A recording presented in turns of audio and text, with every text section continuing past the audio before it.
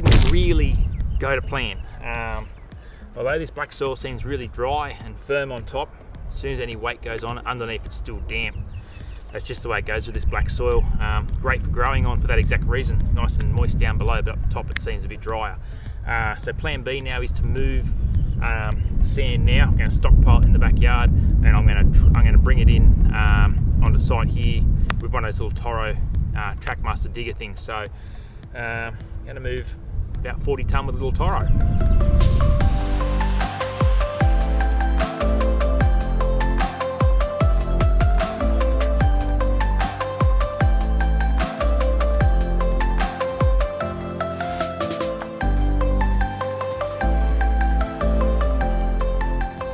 So after the debacle yesterday, wasn't really expecting the truck to sink right down like that. I've had to go to plan B.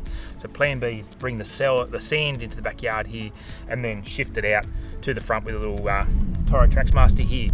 I was almost contemplating going down the road of a Bobcat.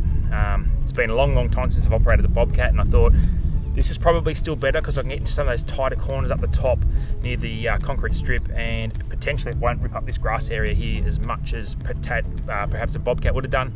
Although, you know, it is what it is. I've gone this way, got another 5 or so loads coming this afternoon, so thought I'd spread this today. The rest of it will come this afternoon. I'll spread the rest of it tonight when it gets a bit darker.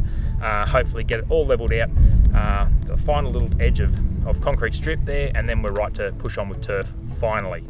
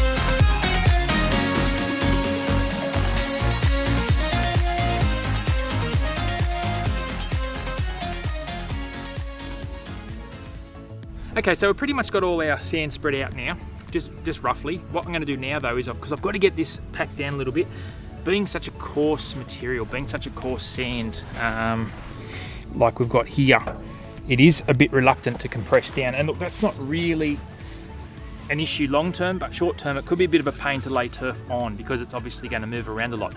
Just had a little bit of an experiment off camera.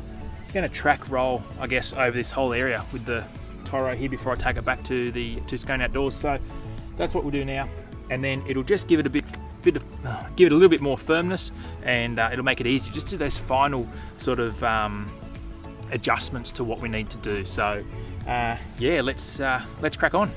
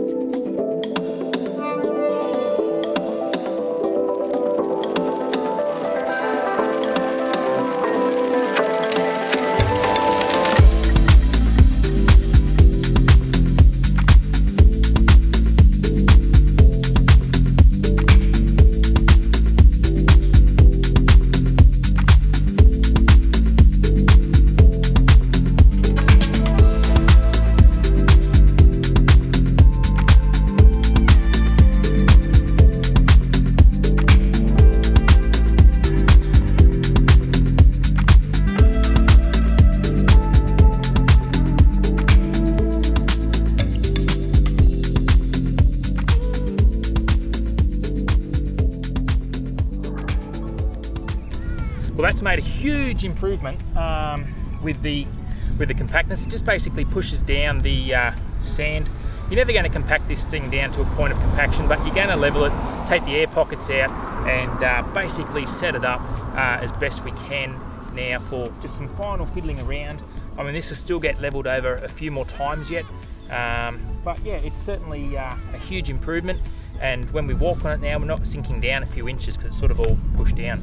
Okay, so it's been about a week and a bit since I filmed the episode that you've just watched now, and in that time we've had quite a bit of rain. We've had a few inches of rain on this, and it's actually done it really well. I didn't get any washouts at all, which is really great, and it has settled it down beautifully. I've got to run back to work now for the next couple of nights to pay for all of this, and then by the time you guys see this, the last bit of concrete edging will be done. I'm going to do that on Thursday, so that'll be great. We'll get that done, and then basically all that's left to do is just the final fiddly bits around here with the sand. So I'm going to bring in a tiny bit more sand just to fluff around with some of the areas, just to sort of fine tune them. And last but not least is I'll just bring some in along the sidewalk there. That'll be one of the last things I do. Obviously that's going in for obvious reasons at the last minute, so we don't get those washouts. So look, for now, we'll wrap the video up here. Hope you've enjoyed it. Have a great weekend. We'll see you next time on the Aussie Lawn.